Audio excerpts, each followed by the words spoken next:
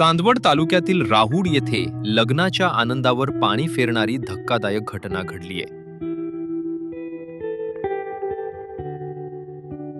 मुलीच्या लग्नासाठी साठवून ठेवलेले सुमारे 20 तोळे सोन्याचे दागिने आणि रोख रक्कम अज्ञात चोरट्यांनी दिवसाढवळ्यात चोरून नेली।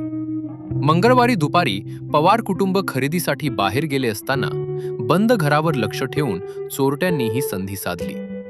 काही तासातच घरातील मौल्यवान ऐवज लंपास करण्यात आला। घटनेची माहिती मिळताच पोलिसांनी घटनास्थळी धाव घेत तपासाला सुरुवात केली। फिंगरप्रिंट तज्ज्ञ आणि श्वान पथकाच्या मदतीनं पुरावे गोळा करण्यात आले असून आरोपींचा शोध सुरू आहे। लग्नाच्या तोंडावरच झालेल्या या चोरीमुळे पवार कुटुंबावर दुःखाचा डोंगर कोसळला असून परिसरात भीतीचे वातावरण निर्माण झाले।